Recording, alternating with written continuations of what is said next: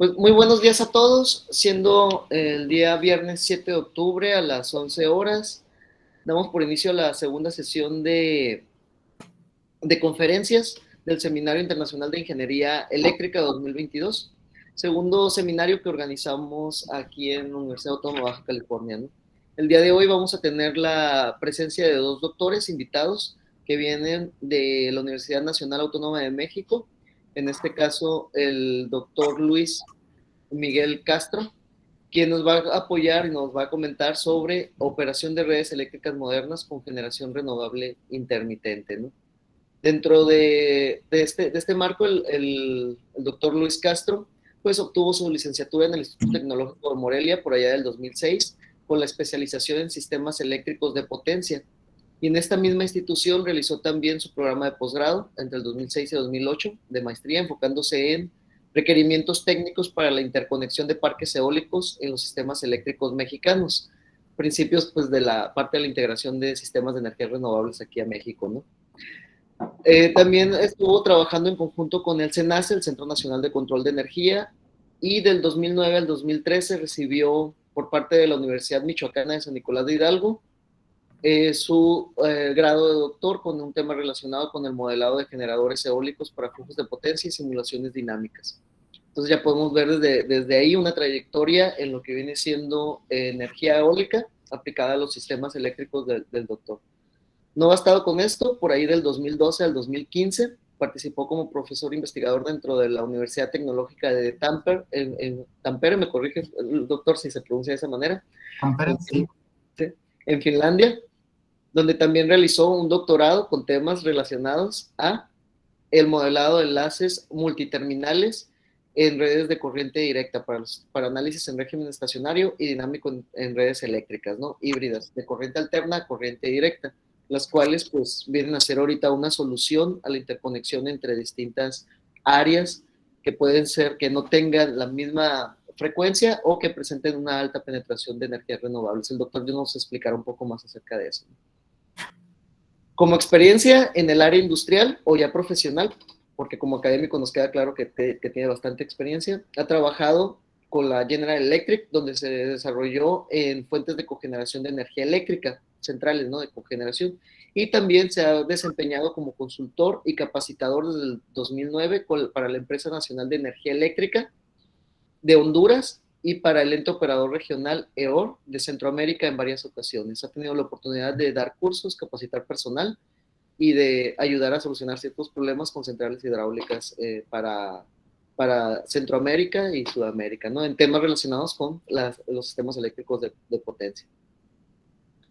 El doctor Luis Castro también pertenece al Sistema Nacional de Investigadores, trabaja actualmente en la Facultad de Ingeniería de la Universidad Autónoma de México y pues es consultor independiente y presidente del Comité de Auditoría de Empresas Productivas Subsidiarias, que es para la Comisión Federal de Electricidad en el área de distribución.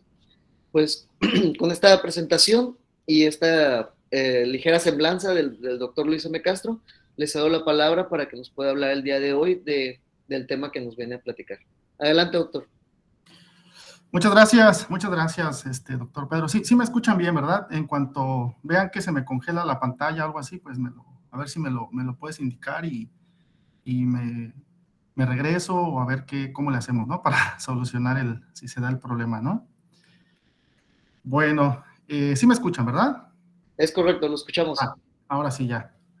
Bueno, entonces, pues sí, antes que nada, pues muchas gracias por la amable invitación de tu parte, también del buen Rubén, que también estuvieron haciendo aquí la gestión, ¿no? Para que nos permitieran venir a visitarlos, pues sucedió lo que sucedió, lo que ya sabemos, pero bueno, aquí estamos, ¿no? Con el gusto y con las ganas de hacerles esta presentación y hablarles un poco ciertamente acerca de este tema. Es uno de los temas que en lo particular, pues a mí me han favorecido, digamos, en mi desarrollo profesional, en el sentido de que pues es un tema que lo encuentro bastante pues fascinante, ¿no?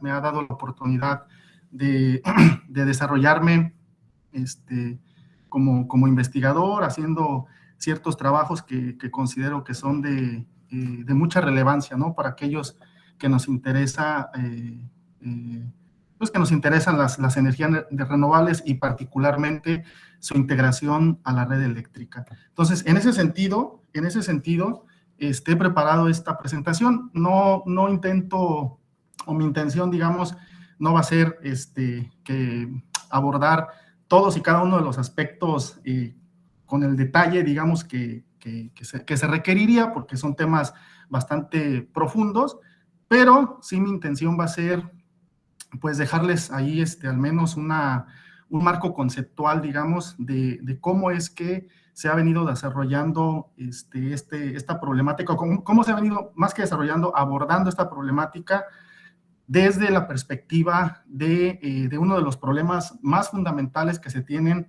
en los sistemas eléctricos. Yo diría, quizá el problema, me atrevería a decir, y bueno, mis colegas que me están escuchando seguramente, a ver si me la dan por válida, la idea de que es el problema, pues, más importante, ¿no?, de un sistema eléctrico, que es el problema de la regulación de frecuencia, potencia en la red. Básicamente porque es, digamos, la problemática fundamental de la red, ¿no? Sin entender bien este concepto, pues la operación de las redes no sería posible, ¿no?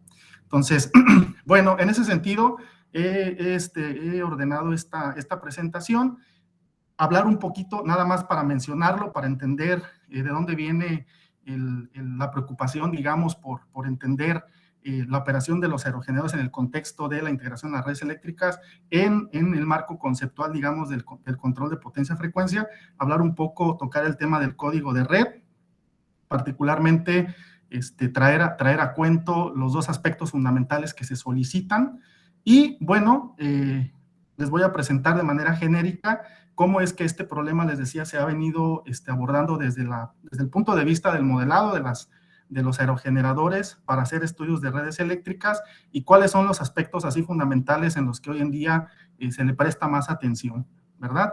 Desde el punto de vista, insisto, de su participación en la regulación de frecuencia. Y por ahí, finalmente, pues un caso de estudio para que ustedes vean cuál es la importancia, pues, de abordar, digamos, el modelo o proponer modelos que nos permitan atacar esta problemática y luego proponer, obviamente, esquemas de operación o hacer estudios más sofisticados para redes eléctricas, ¿no? Para el control y operación de redes eléctricas.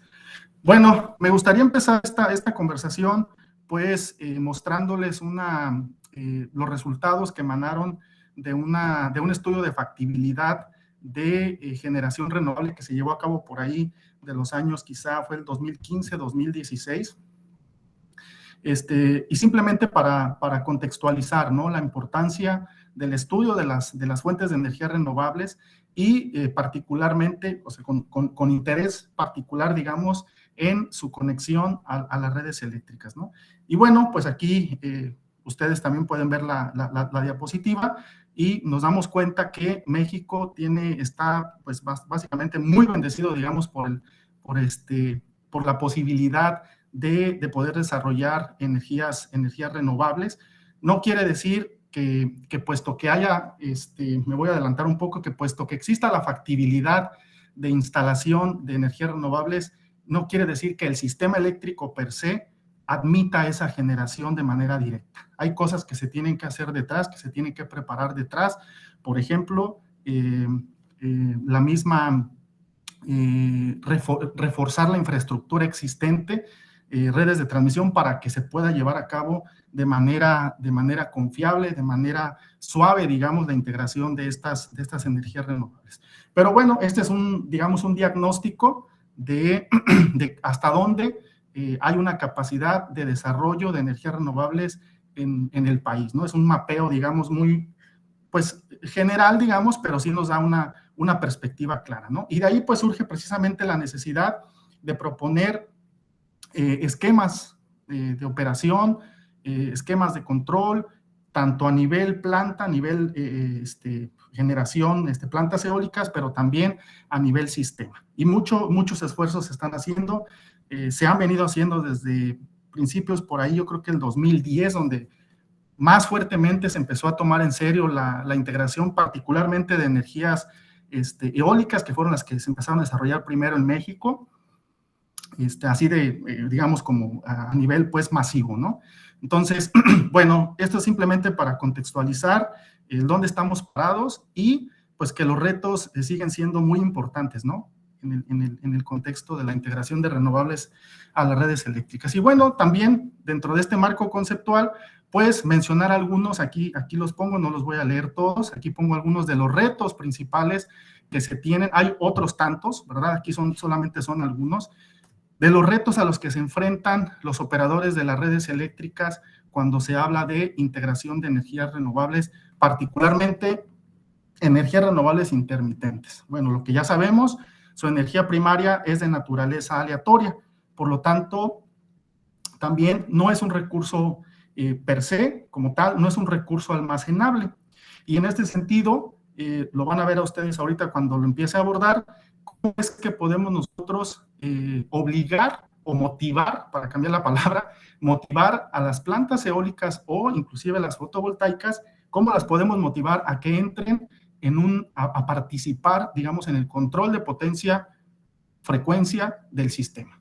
Sí, estamos diciendo que su energía primaria es de naturaleza aleatoria y es un recurso que no se puede almacenar. Entonces, aquí ha habido mucha gente que ha estado trabajando, que ha estado tratando de desarrollar esquemas de control para dotar a las plantas eólicas digamos, de estos características de regulación de potencia una vez integrados a la red. ¿Ok? Ahí hay otros, insisto, nos podemos generar otra lista muy grande de estos retos, pero quizá los más relevantes, pues, o los que se han estado desarrollando a lo largo de estas 2 décadas, que es donde empieza más fuerte, digamos, a desarrollarse las plantas eólicas y plantas fotovoltaicas en los temas de potencia, pues quizá estos son el resumen de ellos, ¿no? Particularmente en el caso de la operación de redes eléctricas, pues el caso de la regulación de frecuencia, entre otros. Bueno, si puedo resumir, ¿cuál es el problema en sí del control de potencia, frecuencia en un sistema eléctrico? Bueno, pues ese digamos, se resume aquí esquemáticamente en esta figura que ustedes ven en esta diapositiva. Estoy en la diapositiva 5. Sí están viendo cuando me muevo, ¿verdad? En ellas, nada más para estar seguro. Sí, estamos viendo la balanza de generación versus consumo. La diapositiva 5, perfecto. Entonces estamos bien. Entonces, bueno, el problema principal del control de potencia, control de frecuencia en un sistema eléctrico tiene que ver con satisfacer en todo momento el consumo de energía con respecto a la generación, y esto segundo a segundo, minuto a minuto. Es un trabajo continuo, diario, y que se tiene que dar en todo momento.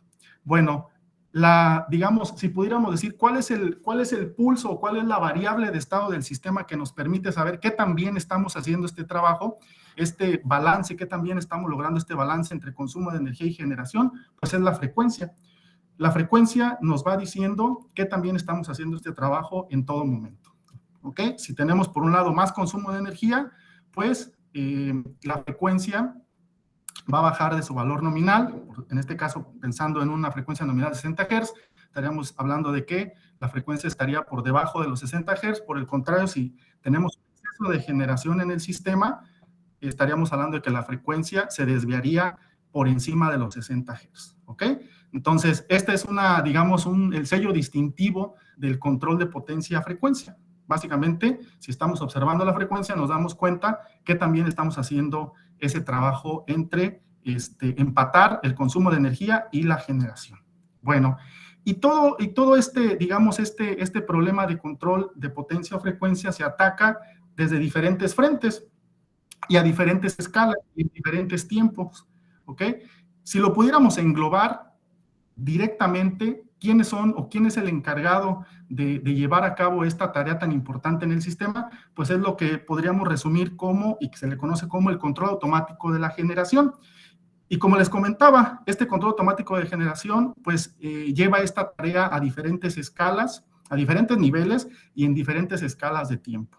Aquí, por ejemplo, estoy de manera muy resumida, estoy poniendo las tareas principales de este control automático de generación. Por un lado, la regulación, lo que conocemos como la regulación primaria, cuyo objetivo principal es mitigar las desviaciones de frecuencia producto del desbalance inicial entre el consumo de energía y la generación, ¿ok? Y este control primario de frecuencia o regulación primaria de frecuencia se da a nivel, digamos, a nivel planta, que es lo que se está tratando de mostrar en el esquemático del lado derecho. No sé si alcanzan a ver, si también ven mi cursor. Este sería, digamos, este control primario de frecuencia lo podríamos interpretar como un control a nivel planta, a nivel local, ¿ok? Por el otro lado, el control secundario o la regulación secundaria, cuyo objetivo principal es mantener los intercambios de potencia con áreas vecinas y al mismo tiempo que regresar la frecuencia a su valor nominal. En otras palabras, es un control, este control secundario es un control complementario al control primario, a la regulación primaria, el cual ocurre en una escala de tiempo diferente a la regulación primaria. Vamos a decir, una vez que se da la actuación de la regulación primaria o el control primario, entra a participar o apoyar este control secundario, ¿ok? Y como aquí se está resumiendo, pues este control es, lo decía yo, complementario y además tiene también que ver con el intercambio de energía entre áreas de control interconectadas, ¿ok? Además de apoyar en la regulación de frecuencia. Es un ajuste básicamente derivado de este control secundario, lo que obtenemos es un ajuste fino de la frecuencia que no se pudo lograr, digamos, con la primera línea de defensa, que es el control primario, ¿sale? Bueno, el terciario quizá no es tan directo en el sentido del control de frecuencia, que es la regulación terciaria, y que tiene que ver más con un objetivo económico del sistema eléctrico, del sistema de potencia, que básicamente el objetivo principal es generar los despachos óptimos de generación entre todas las unidades que permanecen interconectadas en el sistema. Pero de alguna manera ese despacho también tendría que ver, o de manera indirecta, digamos, va a tener que ver a la postre en el control, que también se realiza la tarea del control de potencia-frecuencia ante una eventualidad en el sistema. Entonces, si bien es cierto, la regulación terciaria no implica una acción de control sobre la frecuencia, pues sí implica decidir económicamente cómo se despachan las unidades, qué tipo de unidades también se despachan, y por ende, ante una eventualidad de frecuencia, pues cómo va a responder el sistema, ¿no? Es un control, insisto, que no actúa directamente sobre la frecuencia, pero sí en el control de potencia, ¿ok? Simplemente esto lo menciono para complementar la discusión del control automático de generación. Bueno, habiendo dicho eso, aquí les presento un esquemático. No sé, seguramente algunos de ustedes ya han tenido la oportunidad de observar este tipo de gráficas. Ese es el monitoreo de la frecuencia eléctrica en algún punto del sistema eléctrico nacional, no importa ahorita dónde, simplemente para empatar esta información con esta gráfica, perdón, con este esquemático de la página número 5, ¿no? ¿Cómo es que en todo momento el consumo de energía varía? Sabiendo nosotros que el consumo de energía varía en todo momento, también puede ser que la producción de energía eléctrica esté variando también en todo momento, más en el contexto donde nosotros tenemos energías renovables intermitentes, y por ende, aunque no esté el sistema sometido a una perturbación, a una contingencia como tal, siempre la frecuencia va a estar oscilando, puesto que hay cambios en la demanda y cambios, o puede haber cambios en la demanda y cambios en la generación, aun cuando no estemos hablando de un contexto de alguna contingencia en el sistema, ¿no? Y esto es más o menos lo que observaríamos, cómo la frecuencia se está moviendo todo el tiempo. Aquí les puse las estampas de tiempo, y lo que decíamos, cuando la frecuencia está por encima de 60, entonces estaríamos hablando de una condición operativa del sistema donde tenemos exceso de generación. Cuando la frecuencia esté debajo de los 60, pues estaríamos hablando de una condición donde hay déficit de generación o exceso de un superávit de la demanda, ¿ok? Bueno, algunos retos operativos Insisto, hay otros tantos que se nos pueden ir ocurriendo y los podemos ir sumando a esta pequeña lista que ahí se pone, pero estos quizás son los de entrada, los de preocupación. Cuando estamos hablando de integración de energías renovables intermitentes, es precisamente la reserva operativa de potencia, la respuesta inercial del sistema.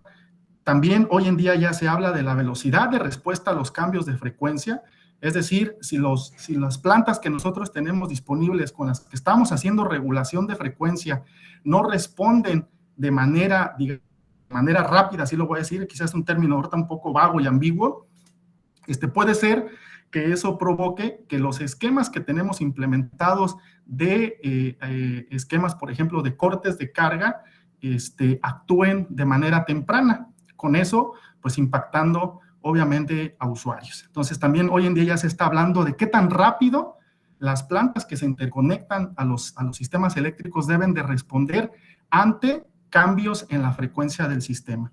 Otro concepto aquí que también surge, pues es el seguimiento a la demanda, digamos, es otro de los retos que se están sumando, digamos, que son más importantes cuando estamos hablando de una alta penetración de energías renovables intermitentes en los sistemas. Insisto, no son los únicos, hay cualquier cantidad de ellos que los podríamos ir sumando aquí. En esencia, lo que quiero decir con esta primera parte de la charla es que cualquier evento que nosotros tengamos en el sistema de potencia, no importando cuál, va a desembocar inevitablemente, digamos, en un desbalance de carga-generación. Y ese desbalance de carga-generación, cuando me refiero a un evento, puede ser lo que se les ocurra, una descarga atmosférica, la caída de un poste, pues ustedes mismos ya lo vivieron el día de ayer, ¿no? Aquí en Baja California, ¿no? Cualquier eventualidad que pueda ocurrir, al final va a recaer en este contexto de el balance, digamos, de la demanda energética del sistema. No importando cómo inició ese evento, siempre el problema fundamental del sistema eléctrico va a ser este que está aquí planteado. ¿Ok? Bueno, de ahí la relevancia, pues, de retomar estos temas y abordarlos desde diferentes perspectivas. Bueno, ¿y cómo se puede entonces abordar esta problemática o cómo se ha ido planteando a lo largo de los años, particularmente en las últimas 2 décadas a la fecha? Entonces, una es obligar, digamos, motivar, obligar, como lo queramos decir, es obligar la participación de los generadores existentes en la regulación de frecuencia. Alguien me podría decir, pues es que esto es casi obvio, ¿no? Bueno, pues no necesariamente, porque antes, cuando se empezó a dar la integración, pues a veces paulatina, a veces abrupta, por decirlo de alguna manera, de plantas renovables a los sistemas eléctricos, pues con tal de incentivar la inserción de estas energías benéficas desde el punto de vista, vamos a decir, ecológico, pues se dejaba de lado la parte técnica. Se les motivaba tanto que no se les solicitaba técnicamente su compromiso con la red eléctrica, ¿ok? Tal es el caso que les puedo mencionar, por ejemplo, de Honduras, que permitieron la entrada de alrededor de 300 megawatts de un par de plantas fotovoltaicas que ellos tienen mucho potencial fotovoltaico, y para que más o menos tengan la referencia, en su demanda media anda alrededor de, demanda media máxima está muy cercana, no cambia mucho, anda alrededor de los 1000 megawatts. Esto quiere decir que alrededor del 30% de su energía en un determinado punto del día o varias horas del día, sobre todo donde hay mucha radiación solar, pues ellos llegan a tener 30% de generación solar fotovoltaica en la red, pero sin regulación de frecuencia alguna. Y esto le ha ocasionado muchos problemas, obviamente, operativos, de seguridad operativa a esa red, ¿no? Es una red muy comprometida, muy vulnerable en el contexto precisamente de la regulación de frecuencia. Ellos empezaron digamos, a explorar cómo podían motivar, entiéndase, obligar a los dueños de las plantas a que participaran, hacerlos que participaran en la regulación de frecuencia, ¿ok? Entonces, en esencia, pues aquí es donde entran a jugar preponderantemente los requerimientos de interconexión. lo que nosotros hoy en día ya entendemos como códigos de red, que por supuesto que no son nuevos, se han venido desarrollando desde hace al menos 3 décadas, pero con mayor énfasis a partir de los 2000, ¿ok? Y en particular, ante el contexto, digamos, la situación de integración de parques eólicos. Fue cuando se empezó a retomar este concepto de manera más considerable, más fuerte, ¿no? Bueno, por otro lado, está también el almacenamiento de energía, que trata de resolver, agregando un componente adicional, un equipo sofisticado hacia el sistema, tratan de aportar en diferentes rangos, digamos, de escalas de tiempo al control de la frecuencia, ya sea con volantes de inercia para aportar respuesta inercial al sistema, o almacenamiento de energía que se tiene ahí disponible para aportar a la regulación primaria, e inclusive hoy en día también se habla de la regulación secundaria con este tipo de equipos ya más sofisticados, particularmente hoy en día por lo que está de moda, pues los sistemas de almacenamiento de energía por baterías, ¿ok? Bueno, entonces yo les decía, hay 2 formas digamos, de atacar este problema fundamentalmente, y uno es la participación de los generadores existentes en la regulación de frecuencia. Y ahí, en ese marco conceptual, pues es donde entra precisamente eso, le dio vida, mejor dicho, fortaleza a los códigos de red. Los códigos de red, les comentaba yo, se empezó a hablar mucho de ellos, particularmente a principios del año 2000, que es cuando en Europa se empieza a desarrollar masivamente los parques eólicos basados en aerogeneradores de velocidad variable, ¿ok? Bueno, ¿qué son los códigos de red? En esencia, es un marco normativo en el cual, digamos, trata de poner una plataforma común, particularmente en este caso, para la interconexión de plantas de generación. Los códigos de red son diferentes en todo el mundo, no hay un código de red que se le parezca a otra, y si se le parece, pues es que son copia y lo hicieron mal. ¿Por qué? Porque los códigos de red deben estar hechos o son hechos a la medida del sistema eléctrico del que se trate. En otras palabras, lo que estoy diciendo es que no hay sistema eléctrico que se parezca a otro, simple y sencillamente por cuestiones orográficas, cuestiones geográficas, cuestiones de la matriz energética, políticas de Estado, y todo lo que ustedes se puedan imaginar, ¿no? No es lo mismo un código de red para un sistema eléctrico que está principalmente su energía siendo suministrada por plantas térmicas, ciclo combinado, que por plantas hidroeléctricas, que por plantas renovables, etc. ¿Sale? Entonces, los códigos de red son marcos normativos, sí es cierto, de operación, pero son diferentes y son hechos a la medida para cada sistema. Y de manera fundamental, los códigos de red se separan en 2. Así, en términos generales, en eso sí coinciden muchos códigos de red, es que se establecen requerimientos de interconexión para la operación del sistema con plantas renovables intermitentes, esencialmente, para la operación en estado estacionario y para la operación en régimen dinámico, ¿ok? Y bueno, en este caso, pues, preponderantemente para el régimen dinámico, se habla bastante sobre la respuesta que deben de tener estos parques eólicos o parques fotovoltaicos ante 2 tipos de eventos principalmente. Cortocircuitos, lo que se conoce como huecos de tensión de voltaje, y también regulación de frecuencia potencia, ante, obviamente, desbalances de carga-generación del sistema mismo, ¿ok? Deben aportar a la regulación de frecuencia. En otras palabras, se trata de que estas plantas generadoras que se interconectan al sistema también participen, sean proactivos con el sistema, ¿ok? Alguien puede decir, bueno, pero es casi, a lo mejor ya ahorita es obvio. Bueno, en los 2000 pues no lo era tanto. En el caso de México, les puedo comentar rápidamente, cuando me tocó la fortuna de estar ahí en el SENACE desarrollando mi tesis de maestría, pues me tocó trabajar precisamente, hacer los primeros pininos, podría decir yo, que se estaban haciendo en México con toda humildad de rigor, en CFE, bueno, CFE SENACE en ese momento.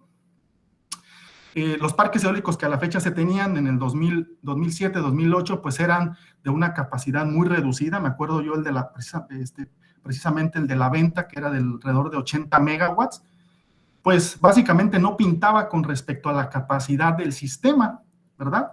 80 megas pues no, que se desconectaran esos parques eólicos, no pasaba nada, ¿no? Cuando había una pequeña falla, no importando dónde fuera, esos parques eólicos se autoprotegían con sus protecciones propias y se desconectaban, no pasaba nada.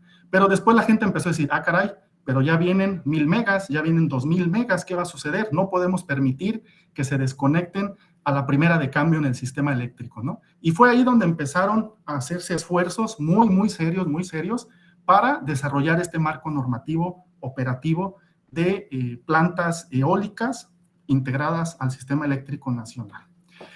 Bueno, en términos generales, aquí les pongo para que más o menos tengan una idea, que si bien en esencia se coincide en muchos de los aspectos que cubren los códigos de red en el mundo, ya en las especificidades pues sí son diferentes, ¿no?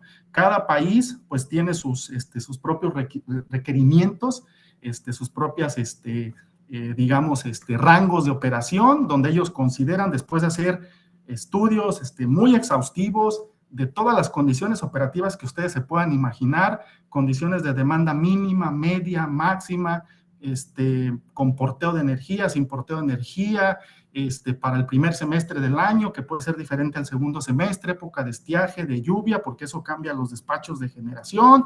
Entonces se hacen todos esos estudios, tanto desde el punto de vista de estado estacionario como dinámicos, y bueno, se llega a un conjunto, pues, de rangos válidos, vamos a decir, o aceptables de operación, donde, por ejemplo, aquí, en el caso de la frecuencia, no se les permite la desconexión a los parques eólicos e inclusive parques fotovoltaicos, ¿no? Cuando digamos, el código de red así lo dictamina o así lo mandata. Bueno, eso es con respecto a rangos de frecuencia de operaciones. Es muy importante porque puede ser que el parque eólico esté sometido a desviaciones de frecuencia del sistema y deba de tolerar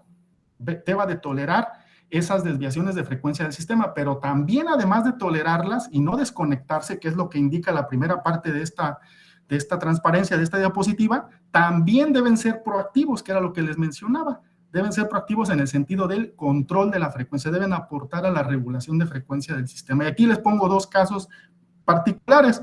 El caso, bueno, son tres, pero el de Alemania e Irlanda son muy similares, donde en esencia lo que nos está diciendo es que pueden estar operando, digamos, los parques eólicos dentro de una zona sin regulación, pero deben de estar preparados para que si se da el evento de frecuencia, la desviación de frecuencia, deban regular al sistema, ¿no? Deban aportar regulación hacia el sistema. Y esto es lo que nos está indicando este gráfico, es decir, cuando están operando en una banda especificada, una banda muerta, vamos a decir, de frecuencia, los parques eólicos deben de estar operando por debajo de su capacidad nominal, así es como se interpreta, por debajo de su capacidad nominal, en otras palabras, reservando potencia o teniendo pues la capacidad de reducir su potencia de salida para que cuando sea necesario esa potencia reservada, esa reserva de potencia, reserva que podríamos emparejarla con la reserva rodante de las plantas convencionales,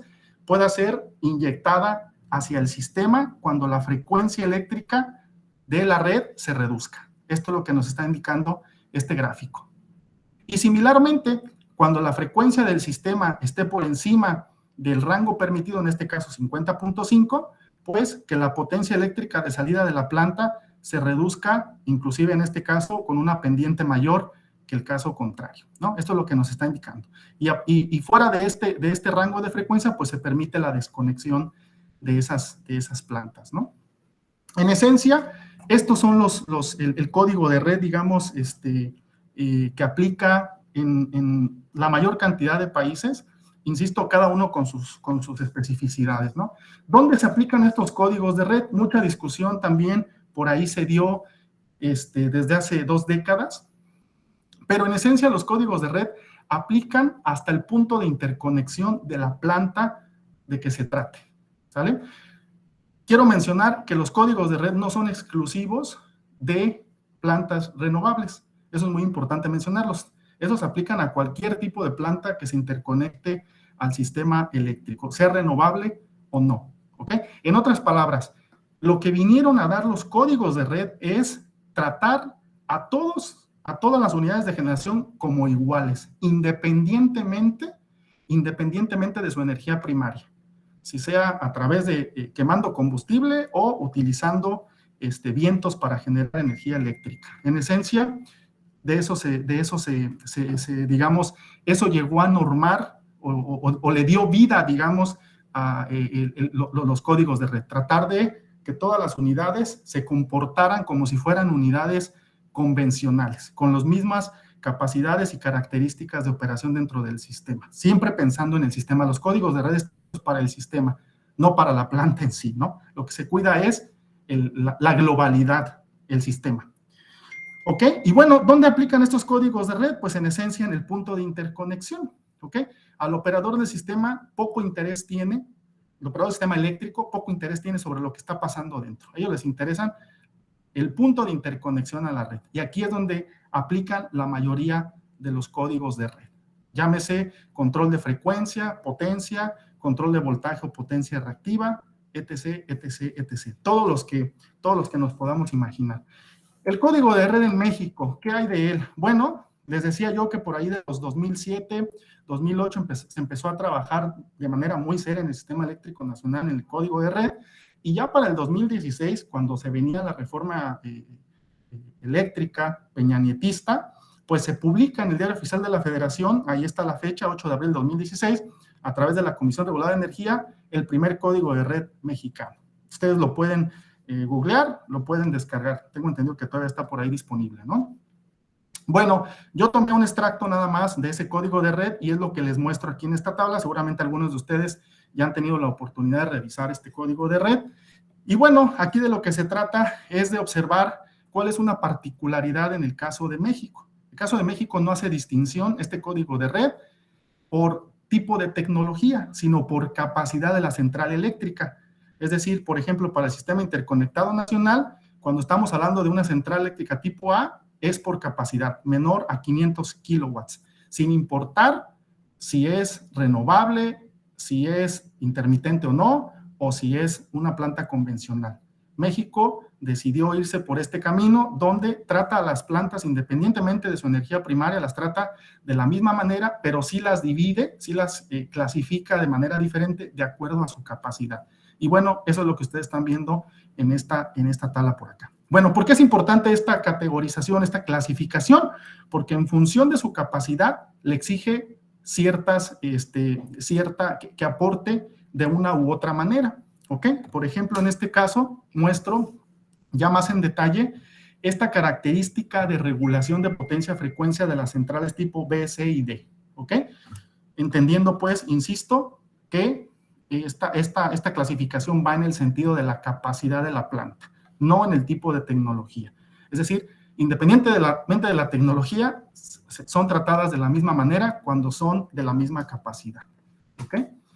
Bueno, y en lo que toca al control primario de frecuencia, pues aquí está precisamente el detalle de qué se le solicita a esta planta, sea renovable o no, ¿ok? Y en esencia, esta característica que ustedes están viendo aquí es precisamente esta que yo les comentaba. ¿Qué tiene que suceder? Bueno, en un rango de operación de frecuencia no se le solicita que actúe, que opere, pero que sí reserve potencia, que exista una reserva de potencia para que cuando se dé el evento de la desviación de frecuencia, pues pueda esa reserva rodante que se tiene, esa potencia reservada, pueda ser inyectada al sistema para aportar a la regulación. Pues en esencia es esto, ¿verdad? En este rango de operación, aquí como se indica en la tabla, pues aquí no se le solicita absolutamente nada, pero esta pendiente que ustedes ven aquí es precisamente esa característica de regulación que está normalizada, digamos, con respecto a la capacidad nominal de la planta. En este caso nos dicen la característica de regulación, que no es otra cosa más que la pendiente, en el sentido de cuánto debe de aportar de potencia en función del desbalance de la desviación de frecuencia, y está normalizada con respecto a la capacidad nominal de la planta. Esa es en esencia la característica de regulación.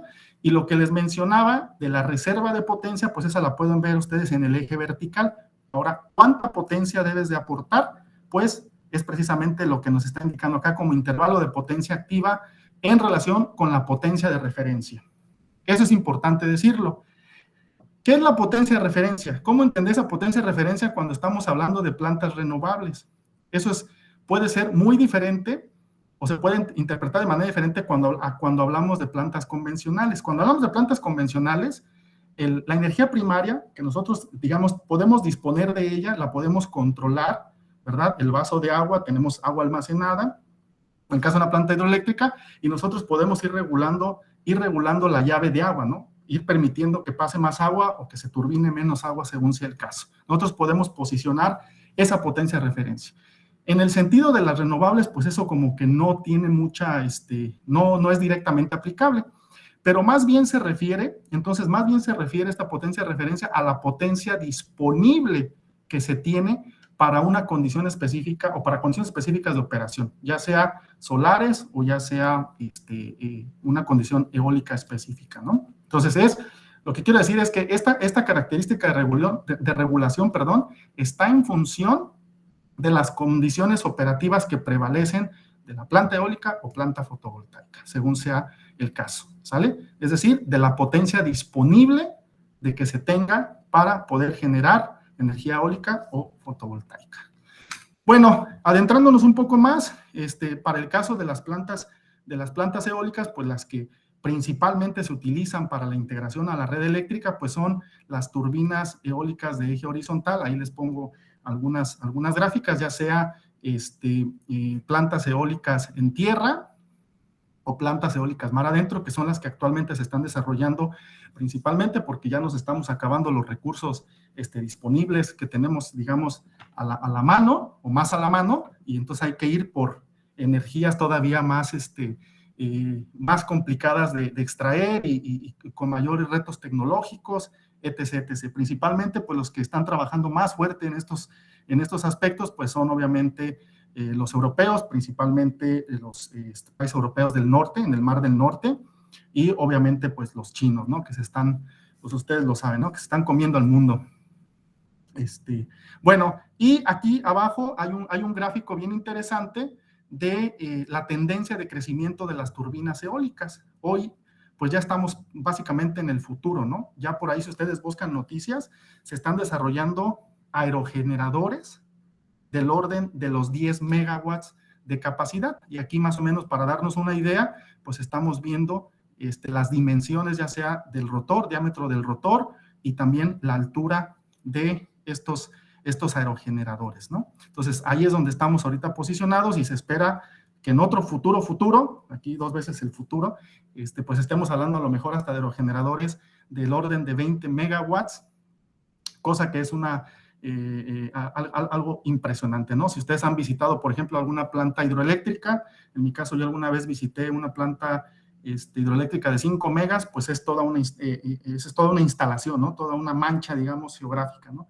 Y pensar que todo eso puede caber en un solo aerogenerador, pues sí es impactante, ¿no? Bueno, voy a irme un poquito rápido aquí, no me voy a detener demasiado porque creo que ya estoy usando demasiado tiempo, voy retrasado. Aquí nada más mencionar que a través del principio de Bernoulli nosotros podemos calcular, sabemos cómo calcular la potencia eólica de una turbina bajo condiciones específicas, particularmente pues condiciones de no turbulencia, etc., etc. A través de esta ecuación podemos calcular la potencia eólica y la potencia mecánica la podemos relacionar con esta potencia eólica a través del coeficiente, lo que se conoce como el coeficiente de potencia del aerogenerador. Este coeficiente de potencia del aerogenerador depende del diseño de la turbina eólica, ¿sale? ¿Cómo se obtiene este coeficiente de potencia usualmente? Pues a través, como se indica aquí en esta transparencia, a través de mediciones y cálculos computacionales que se realizan para varios tipos de generación. Es decir, se propone una ecuación, en este caso, la que ustedes están viendo aquí dentro de este cuadro punteado, y se va haciendo ajustes con respecto a pruebas de campo a través de de condiciones controladas y un túnel de viento, y entonces se van haciendo ajustes para diferentes velocidades de viento, se va calculando la potencia de salida y se van haciendo ajustes de este modelo, ¿ok? En esencia, así es como se ha trabajado, y esta ecuación nosotros en la parte eléctrica, sistemas eléctricos, la hemos utilizado bastante y ahorita me voy a detener un poco en ella para explicarles algunos detalles específicos que son de bastante interés. Y por aquí surge un concepto que se le conoce como la relación de velocidades o el tip-speed ratio, que no es otra cosa más que una relación de velocidad mecánica del aerogenerador a la velocidad de viento eólica a la altura del principal, digamos, del eje principal de la turbina, ¿ok? Bueno, entonces, esta ecuación nosotros la podemos tomar, ya que es una ecuación analítica, la podemos manipular, podemos hacer muchas cosas con ella, por eso es importante a veces dedicar cierto tiempo a los modelos, para después poder entender el componente y poder proponer cosas. Y podemos hacer un barrido de este coeficiente de potencia. En esencia se está graficando este coeficiente de potencia con respecto a lambda, tip-speed ratio, que es, insisto, es una relación de velocidades, velocidad mecánica, velocidad de viento, y obtener un conjunto de curvas para caracterizar, digamos, la operación de este aerogenerador. Y aquí se muestra un conjunto de curvas para diferentes valores de beta. ¿Qué es beta? No lo mencioné, pero en esencia beta es el ángulo de ataque de las aspas de la turbina. Con este ángulo beta, que ahorita se los voy a mostrar en un esquemático, se los voy a mostrar, en esencia, a través del movimiento de este ángulo beta, nosotros podemos permitir que el generador, aunque suene medio contradictorio, permitir que el generador pierda eficiencia aerodinámica. Esto en beneficio, pues, de un bien mayor que a continuación lo voy a mencionar. Es en esencia lo que nos está diciendo esta gráfica. Conforme yo me voy incrementando beta, voy perdiendo eficiencia aerodinámica del generador. De entrada, pues obviamente eso no lo queremos porque queremos maximizar la producción de energía eólica hacia el sistema de potencia. ¿Ok? De entrada, eso no es deseable. Pero tiene ciertas funcionalidades. Bueno, y en ocasiones, pues cuando el fabricante no nos quiere proporcionar estas constantes C1 a C9 que tienen que ver con el diseño propio de las palas de la turbina, toda la turbina en su conjunto, pues en ocasiones lo que nos proporcionan, y se utiliza mucho en varios simuladores de sistemas eléctricos, cuando se modelan plantas eólicas, pues es esta curva de potencia, la así llamada curva de potencia del aerogenerador. Y aquí se definen rangos de operación, ¿verdad? Desde la velocidad mínima de generación hasta una velocidad máxima, donde el generador pues simplemente se apaga. Y esta curvatura no es otra cosa más que puntos de máxima eficiencia del aerogenerador. Ahorita me voy a detener más en ello. Y por acá tenemos la potencia nominal mecánica de diseño del aerogenerador. ¿Por qué es constante? Bueno, porque aquí hay dos controles que actúan de manera simbiótica para permitir que el generador tenga esa potencia mecánica nominal y no se exceda para velocidades de viento por encima de la velocidad nominal de viento del aerogenerador. ¿Okay? Bueno, entonces este es un esquemático. Ahora sí podemos ver los diferentes, los componentes principales de una turbina eólica. Por acá están las aspas. Este es precisamente el mecanismo del control del ángulo de las aspas que les estaba mencionando, con el cual podemos hacer que el aerogenerador pierda eficiencia aerodinámica. Por acá está el tren de baja velocidad, el de alta velocidad, una caja de engranes. En ocasiones son necesarios dependiendo del diseño de la turbina eólica, en ocasiones no. El generador, por supuesto, que dependiendo también de la turbina eólica, pues puede ser de una u otra característica. La parte, pues obviamente, de la medición del viento. El controlador, que esto puede ser también tenerse o no, dependiendo del tipo de turbina eólica que se tenga, ¿no? Bueno.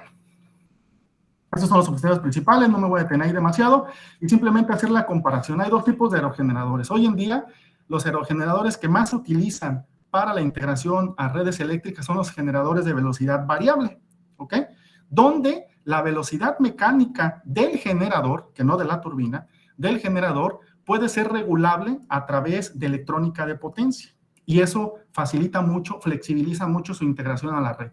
Y en contraparte, los primeros aerogeneradores que se empezaron a desarrollar pues ya en la década de los 80, sin electrónica de potencia, pues los de velocidad fija. Me voy a detener un poco en el de velocidad fija para compararlo contra el de velocidad variable. En el caso de los generadores de velocidad fija, pues aquí se muestra un esquemático son casi siempre son generadores de inducción, jaula de ardilla, que se conectan directamente a la red.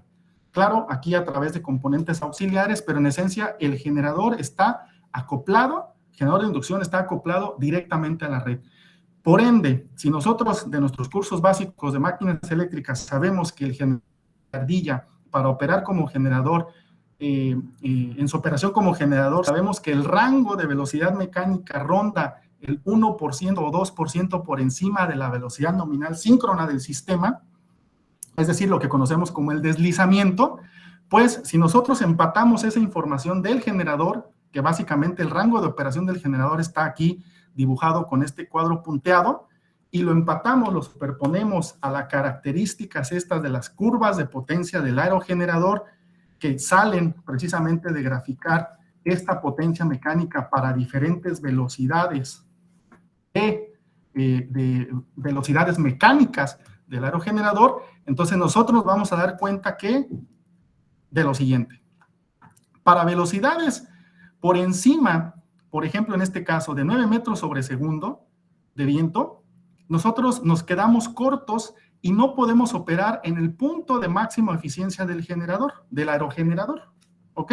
Es decir, puesto que no podemos operar en este punto, ya que el generador de inducción está acoplado directamente a la red y por lo tanto la velocidad mecánica del generador de inducción la impone el sistema de potencia, la frecuencia síncrona, es decir, un PU, el 100% de la velocidad síncrona, es esto, lo que nos está indicando aquí, quiere decir que vamos a perder energía, vamos a desaprovechar de generar más energía eólica, ¿ok? Por el contrario, para velocidades por debajo de 9 metros sobre segundo, 10 metros sobre segundo, la estoy poniendo como referencia, ahorita van a ver por qué, pues nos damos cuenta que el aerogenerador está girando a una velocidad más allá de la que yo necesitaría para poder operar en el punto de máxima eficiencia eólica, que son estos puntos que estoy indicando aquí con el cursor. Espero que lo estén viendo el cursor. Entonces, únicamente, por ejemplo, para 10 metros sobre segundo me doy cuenta que si el generador de inducciones puede operar en este rango, definido por este cuadro punteado, pues ahí sí yo voy a poder extraer la máxima potencia eólica disponible, ¿verdad? Entonces, esta es la desventaja principal de los aerogeneradores de velocidad fija, que desaprovechamos energía eólica, puesto que no tenemos un rango de operación del generador, un rango mecánico de operación más flexible. Y ahí, en ese nicho de oportunidad, pues entraron los generadores de velocidad variable. Existen dos, pero aquí nada más voy a mencionar uno, que es el doblemente alimentado. El esquemático es el que ustedes ven en la figura superior derecha.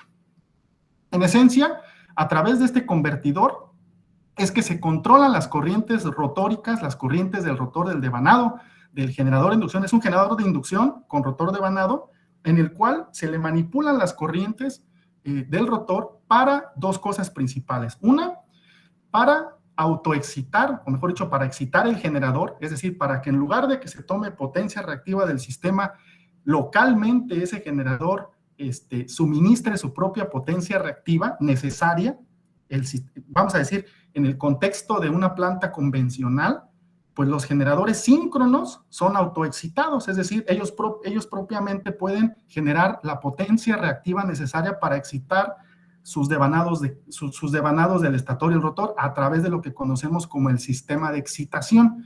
Pues en esencia, este convertidor de potencia es un excitador, ¿sale? En esencia, cumple las funciones de un sistema de excitación de una planta convencional. Si ustedes recuerdan, códigos de red, ¿para qué están los códigos de red? Para hacer que las plantas renovables, operen como si fueran convencionales. Ahí es donde entró fuertemente la electrónica de potencia, ¿no? Vino a cubrir ese nicho de oportunidad, digamos.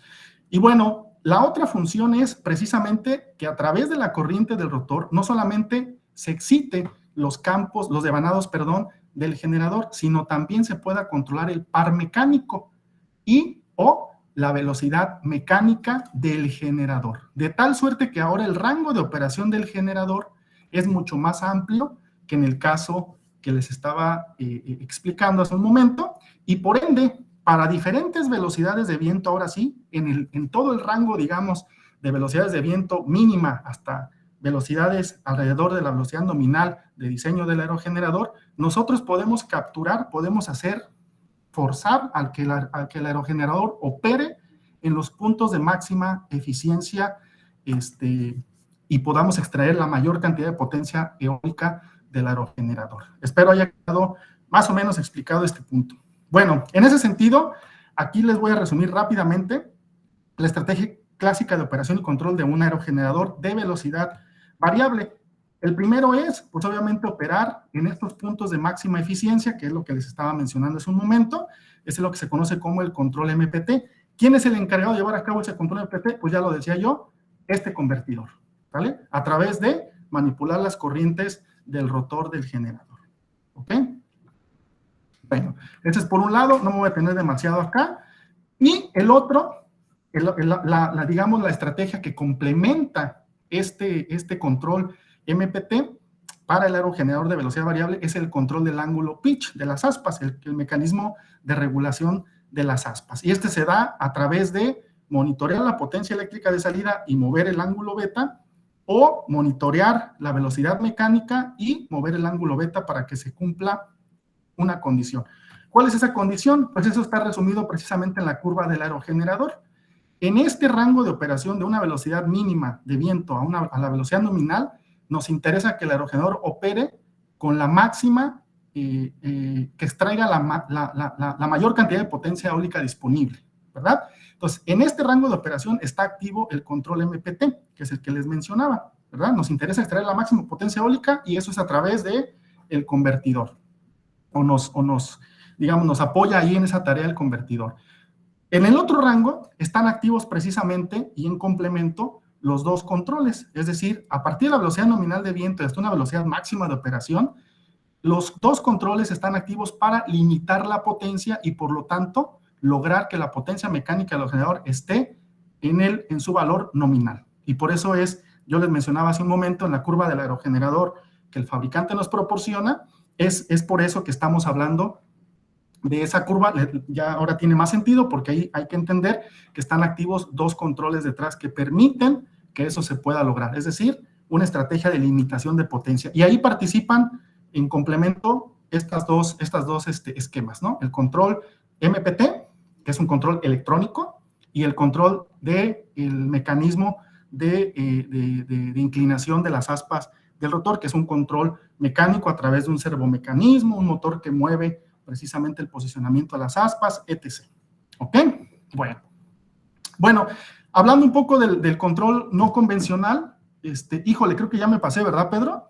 Y creo que el buen Daniel va a estar desesperado. Sí, pero le avisamos a Daniel ahí como a los 20 minutos, que a lo mejor nos pasábamos unos 15 minutos. Bueno.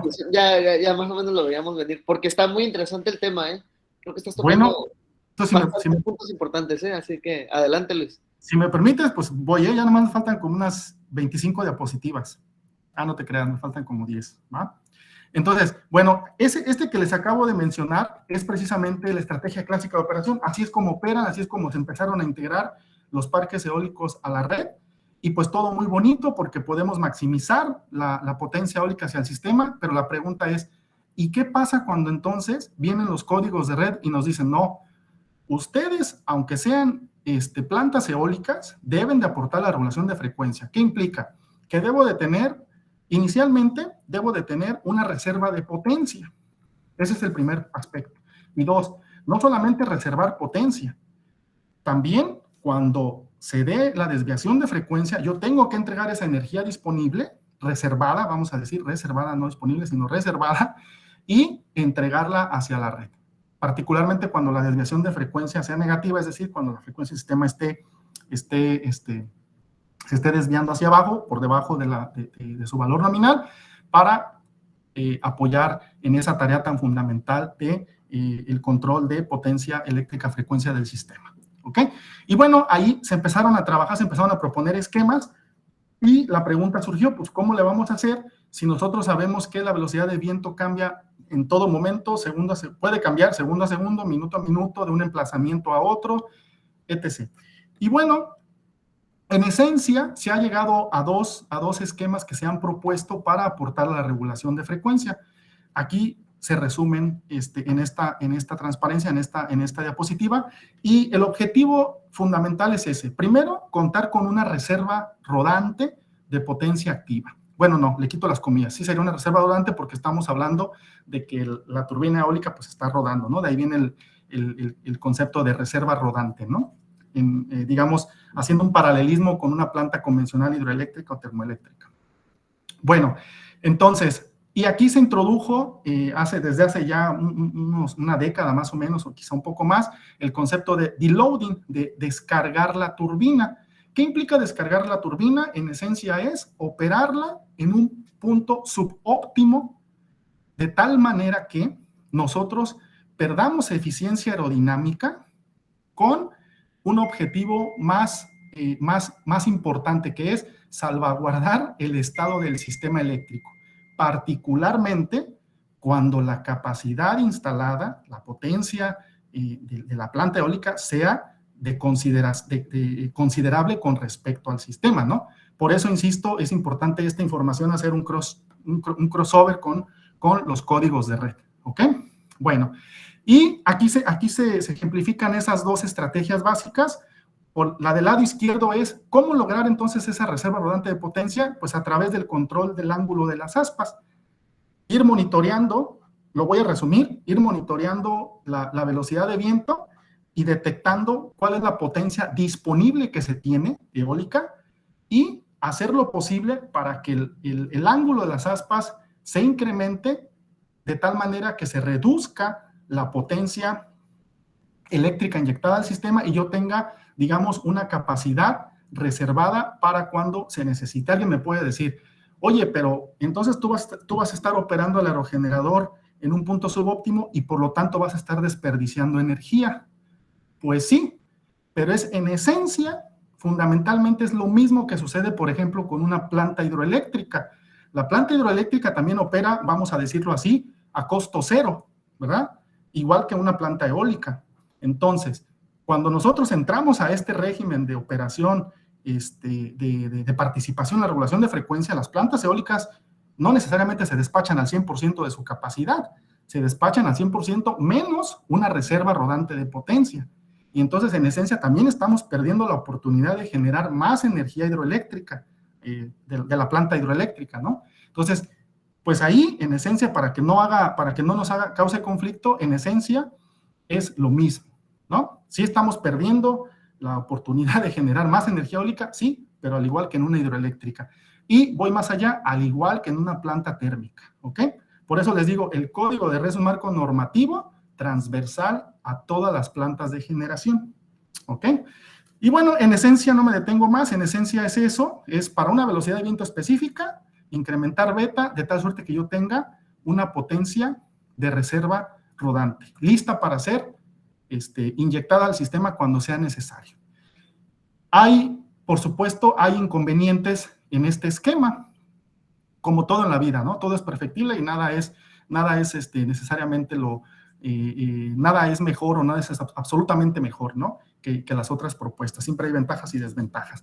Por el otro lado, el otro esquema es precisamente a través del control MPT, es decir, electrónicamente, ya no mecánicamente como fue en este caso, electrónicamente hacer lo posible para que el generador opere otra vez en un punto subóptimo de potencia, es decir, la curva MPT inicial que nosotros tenemos, pues descargarla ya sea a la derecha o hacia la izquierda, de tal suerte que la diferencia de potencia sea, otra vez, la reserva rodante que a la postre vamos a poder utilizar en un contexto de participación en regulación primaria.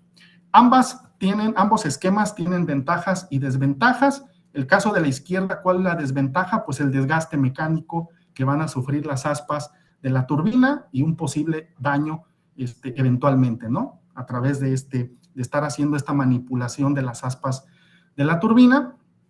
El del lado derecho, por ejemplo, ¿cuál sería la desventaja? Bueno, otra desventaja acá, que ese es un control mecánico y que el movimiento de las aspas no es súbito, no es instantáneo, tiene una cierta dinámica muy lenta.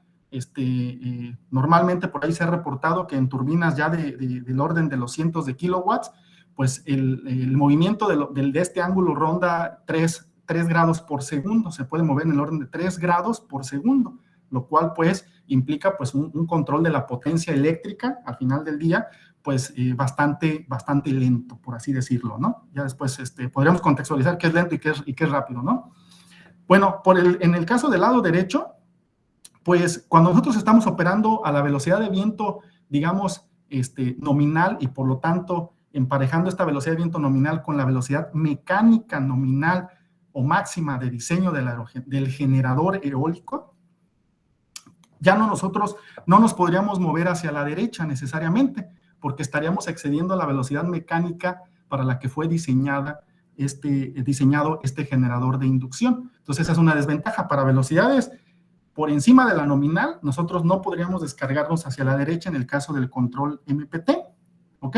Y similarmente, si nos descargáramos hacia la izquierda, en lugar de desplazar la curva MPT hacia la derecha, como en este caso se indica, la descargamos hacia el lado izquierdo, pues el mismo problema tendríamos cuando estemos operando a velocidades de viento bajas, es decir, no podemos descargarnos más hacia la izquierda cuando estamos operando a la velocidad mínima de operación del aerogenerador. Espero haya quedado más o menos claro. Lo que quiero decir aquí es que todo esquema pues tiene sus ventajas y desventajas. Por supuesto, hay propuestas donde se han combinado estas dos opciones y bueno, se han intentado pues ahí justificar para cuál es la mejor, etc., ¿no? Bueno, aquí rápidamente para que más o menos nos quede la idea, aquí se pone digamos, en espejo, por un lado, el mecanismo de control de potencia mecánica y por lo tanto eléctrica de una planta convencional. Este es el famoso regulador de velocidad, el mecanismo de regulación de velocidad de una planta térmica puede ser, o de una planta hidroeléctrica. Y por el otro lado, pues está precisamente lo correspondiente al generador eólico. Pero en esencia de lo que se trata aquí es de emparejar el comportamiento de ambas tecnologías, independientemente, insisto, de ellas mismas, ¿no? De su tecnología como tal, cuando están operando integradas a la red, ¿ok? Entonces, aquí lo que hay que destacar, por acá tenemos la potencia de referencia de la planta hidroeléctrica, que podemos decrementarla o aumentarla para permitir más o menos fluido, llámese vapor o llámese agua, dependiendo de la tecnología de que se trate, y por lo tanto modificar la potencia eléctrica del generador, ¿ok? Y por acá aparece lo que se conoce como el gobernador de velocidad. Este gobernador de velocidad su respuesta estática, la podemos caracterizar a través de esta ganancia. En otras palabras, la regulación primaria de una planta convencional, es un control, si así lo queremos ver, proporcional, es una ganancia proporcional. Y eso está indicado precisamente en esta figura, ¿ok? Si nosotros entonces estamos diciendo que a través del control de las aspas, perdón que me esté brincando entre las dos, ¿no? Pero eso es para hacer como más específico el análisis.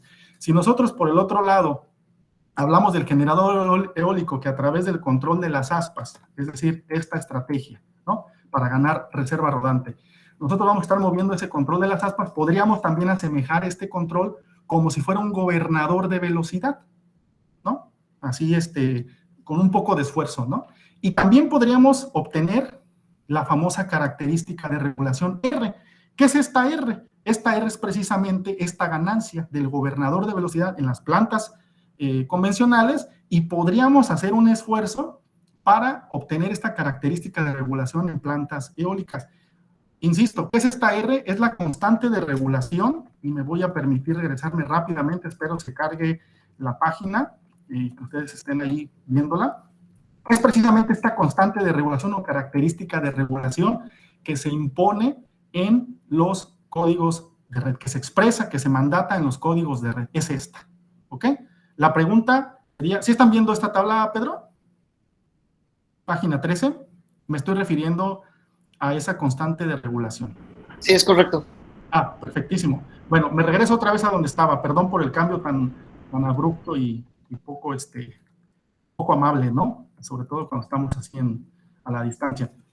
Entonces, bueno, por allá en los años, ¿qué sería? 2017, pues empecé a trabajar precisamente en cómo calcular esta característica de regulación, y en este artículo, pues ahí propuse una forma de obtener esta constante de regulación, o estatismo, así también se le conoce, para plantas eólicas, ¿ok?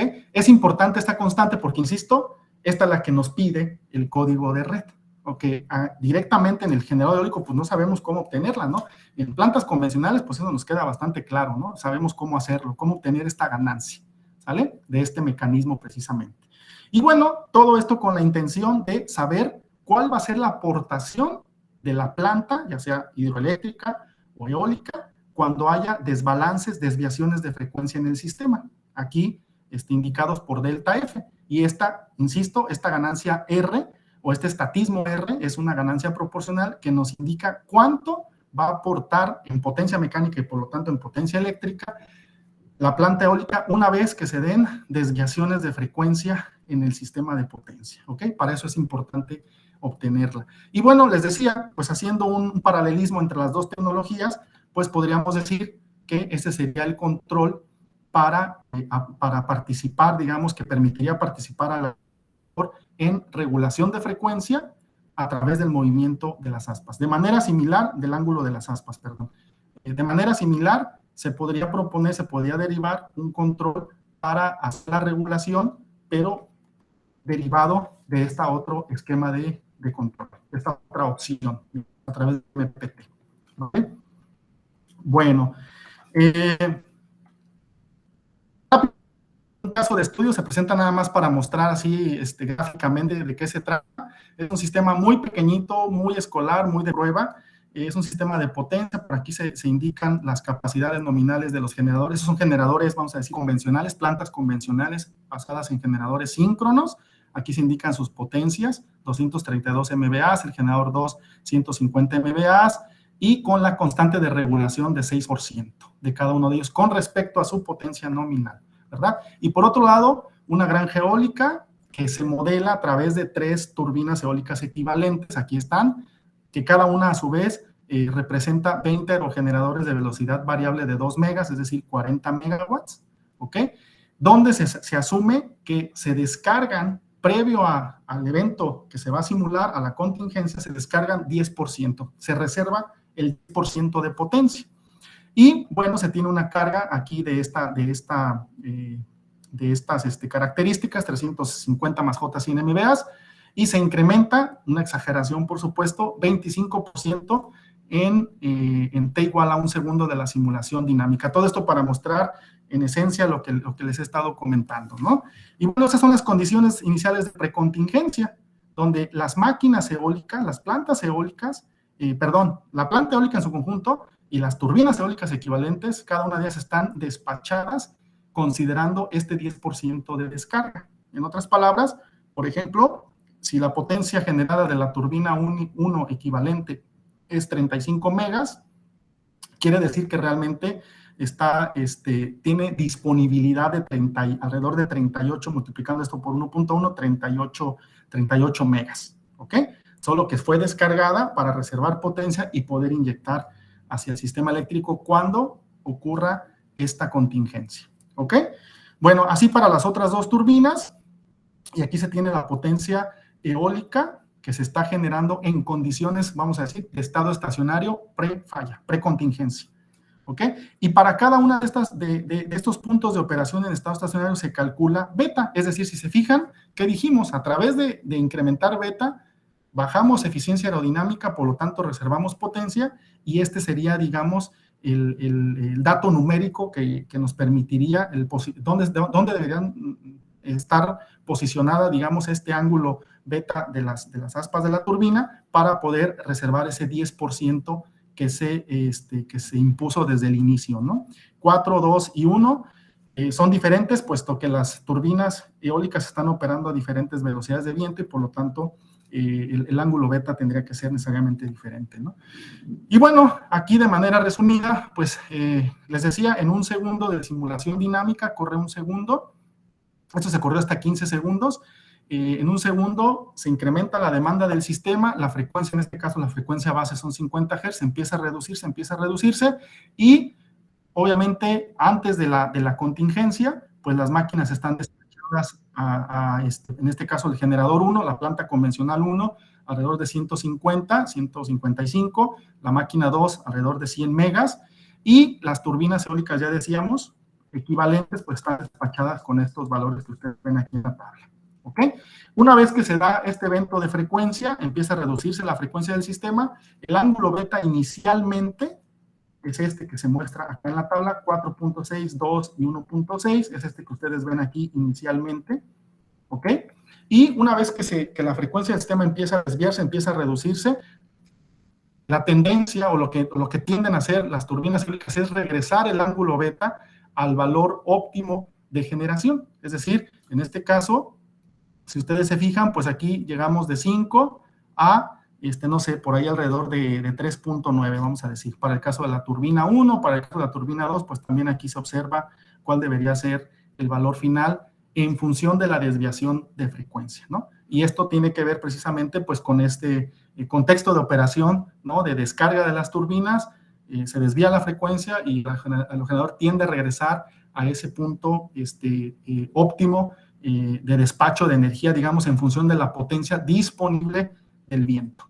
Y por acá se reporta, pues obviamente también la potencia eólica total en su conjunto entregada por la granja eólica. Inicialmente, decíamos, está generando 95 megawatts, es lo que ustedes ven aquí, y una vez que se da esta contingencia, la frecuencia empieza a reducirse, pues la potencia eólica empieza a incrementarse producto de que los ángulos de las aspas de las turbinas empiezan a reducirse y llegando en este sentido hasta casi 105 megawatts, entregando, digamos, 9 megawatts más o menos de reserva rodante que se tenían, se inyectan hacia el sistema para que la frecuencia del sistema no siga bajando, mejor dicho, aportando, pues junto con los generadores convencionales, para que se mitigue, esto es digamos, la respuesta de regulación primaria del sistema, para que se mitigue el desbalance inicial debido a esta contingencia.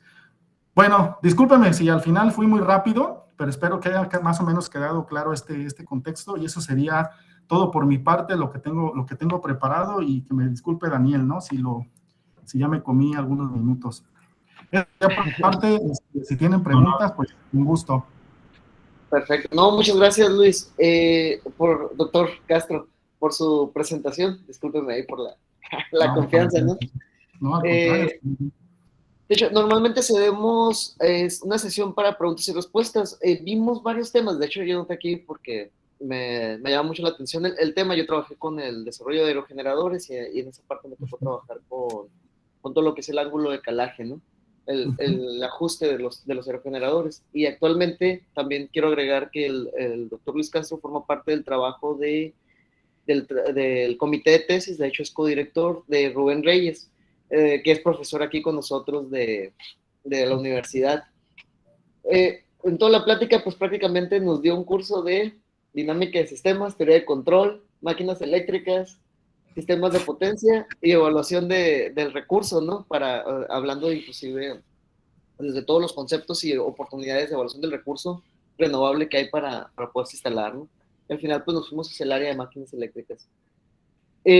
Haciendo este resumen, yo tengo varias notas, pero voy a ceder la palabra por si alguien desea hacer algún cuestionamiento sobre la exposición que realizó ahorita el doctor Luis Castro. Yo creo que si el doctor Daniel nos lo permite, me tomaría unos 15 minutos para unas 3, 4 preguntas. Adelante. Para poderle ceder la palabra, porque yo creo que hay bastante tela de donde cortar. Adelante.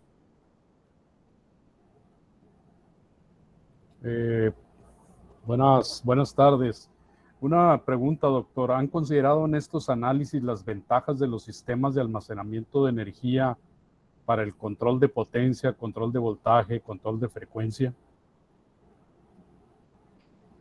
Bueno, a ver, yo diría que cuando les mencioné cuáles son las alternativas, digamos, para abordar este problema, sí he llegado a ver informes de, evaluación tecnológica, ¿no? De cómo abordar el problema de la mejor manera, ya sea, por ejemplo, en este caso, motivando a que las mismas plantas renovables participen en la regulación. Por otro lado, pues, como yo comentaba, pues la otra opción ha sido pensar en tecnologías sofisticadas que se integren a la red y que puedan aportar también a la regulación.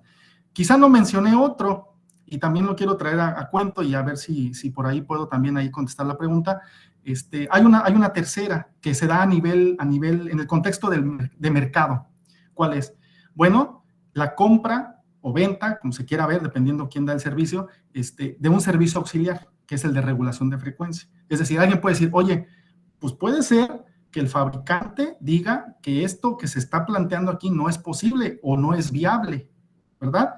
Ya lo decía yo, ¿cuál es la desventaja de someter a los aerogeneradores a este régimen de regulación y participación de frecuencia? Pues el desgaste, ¿verdad? Pero también ese desgaste lo tienen las plantas convencionales, las hidroeléctricas, las termoeléctricas, ¿sale? Entonces, ¿de qué se está planteando ya en un contexto de mercado? Pues que el dueño de la planta eólica o fotovoltaica, que diga, yo no puedo entrar ahí, pero el código de red me lo mandata, y entonces, ¿qué hacen? Van y hacen un contrato con un tercero, y le dicen, pues tú me vas a apoyar a mí a regular la frecuencia, ¿verdad? Compran ese servicio auxiliar. Esa es una otra opción. O la otra es, pues, instalar, vamos a pensar, una planta fotovoltaica de 100 megawatts, es pensar en comprar un paquete de baterías del orden de la reserva rodante requerida para participar en la regulación de frecuencia. Pensemos que se le solicita 5% de reserva rodante y entonces dicen, pues yo voy a comprar este paquete de baterías para que entren a regular la potencia de frecuencia cuando sea necesario. Vamos a hablar de 5 megawatts. Y entonces empieza a hacer el análisis, empieza a hacer la comparación. ¿Qué me conviene más? Pensar en comprar este paquete de baterías que no es nada barato, es una tecnología emergente y por lo tanto es costosa, y además también pues tiene su vida útil y tiene sus ventajas como sus desventajas, o pensar en que mis turbinas eólicas entren a este régimen de participación. Entonces, aquí pues ya dependería de la visión de cada uno, ¿no? De cómo justificar más una tecnología, una opción tecnológica o la otra, o alguna de las otras opciones para la regulación. Entonces, aquí es un tema abierto, no podría decir que la mejor opción es una o la otra, eso ya depende, digamos, de la justificación que se le quiera dar, ¿no? La perspectiva que se adopte. Pero particularmente sí les puedo decir, al menos en Centroamérica se están haciendo estudios, y también en Colombia, se están haciendo estudios para determinar capacidades de, por ejemplo, paquetes de baterías para que se instalen de manera distribuida y que puedan entrar a la regulación de frecuencia, ya sea control primario e inclusive en Centroamérica, eso sí lo tengo bien claro, en regulación secundaria. No sé si por ahí más o menos contesté, espero no haberle dado muchas vueltas, ¿no?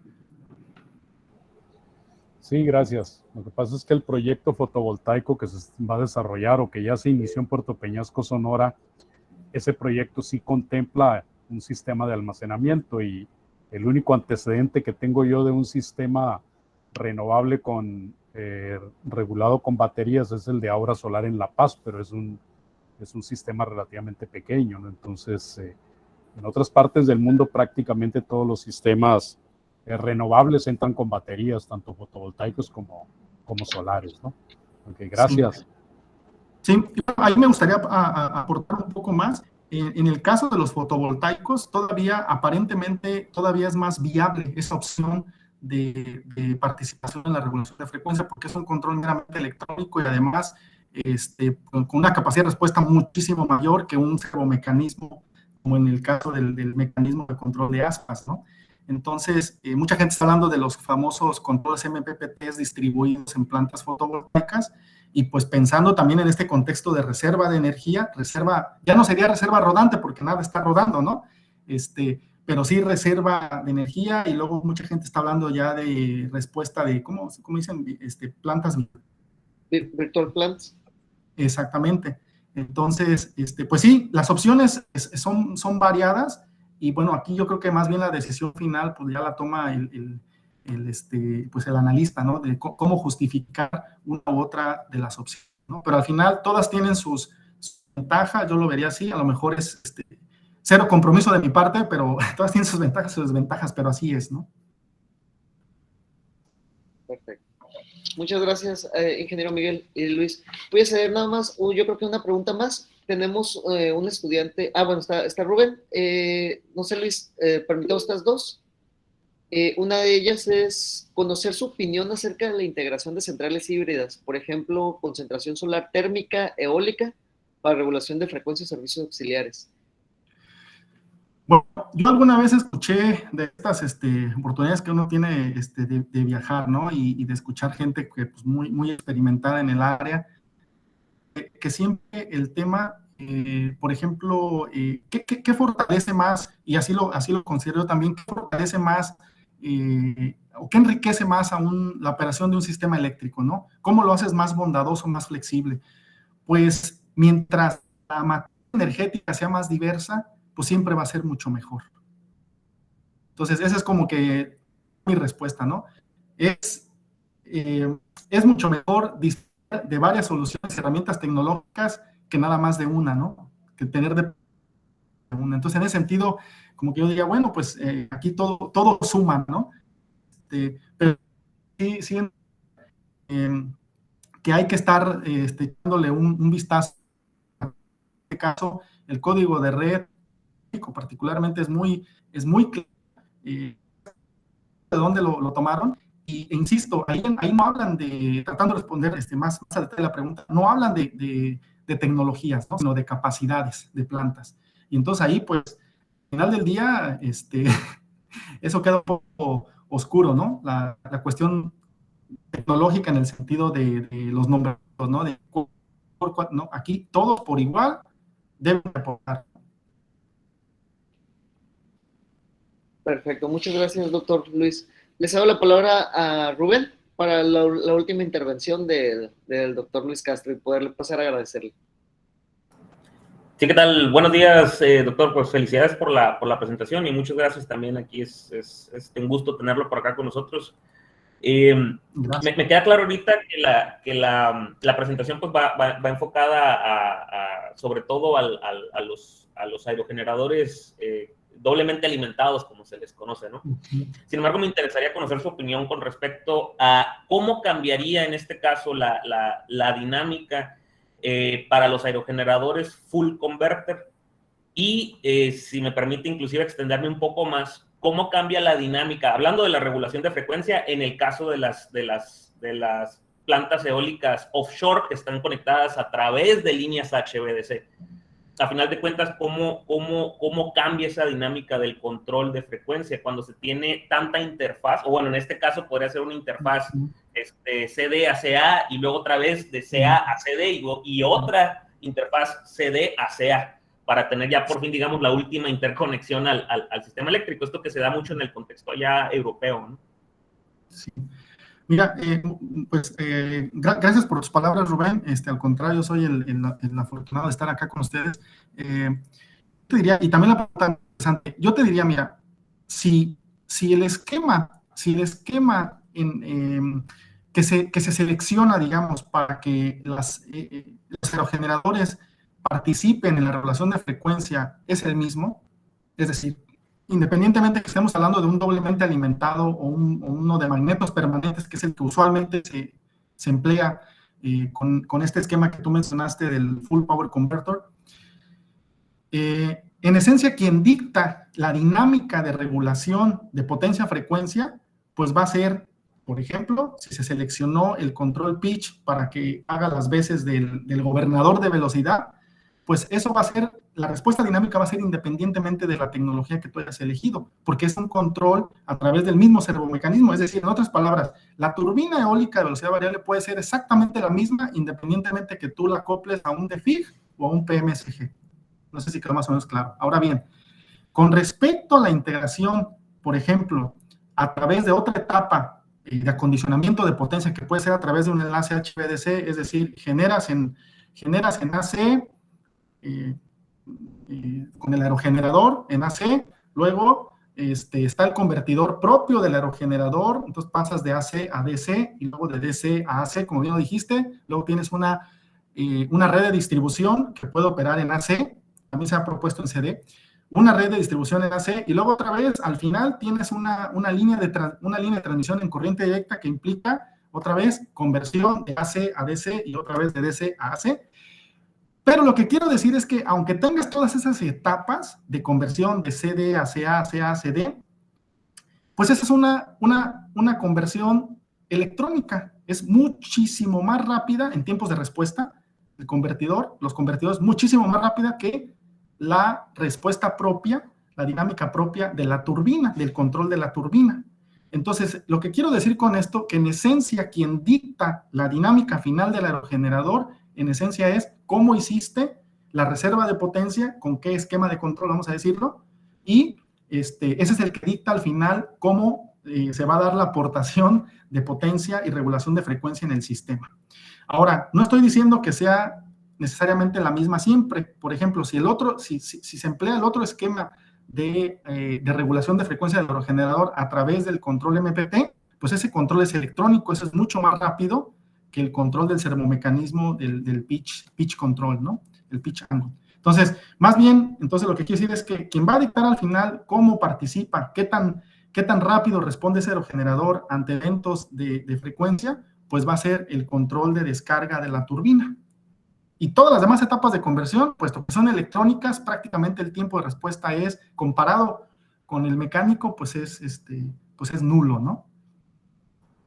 Correcto, muchísimas gracias, doctor. Y pues aquí nomás para hacer un último énfasis en línea en lo que comentaba también aquí el doctor Pedro Rosales, para nuestros alumnos de ingeniería eléctrica, ¿no? Nomás para que pues caigan en cuenta, ¿no? De todas las materias que están viendo pues durante su trayecto a través del programa educativo, pues qué tantas materias tocó aquí el doctor Luis Miguel para abordar este tema, ¿no? Nomás para que caigan en cuenta que todo lo que se está viendo, pues, en su trayectoria a través del programa educativo, pues, importa y vale la pena entenderla a nivel muy conceptual. Bueno, muchísimas gracias, doctor. Al contrario, muchas gracias, de verdad, y un gusto estar aquí con ustedes, de verdad. Muchas gracias. Muchas gracias, doctor. Y voy a agregar una más, la que se me olvidaba, la de códigos y normas, porque estamos hablando del código de red. Entonces están ahí todos invitados.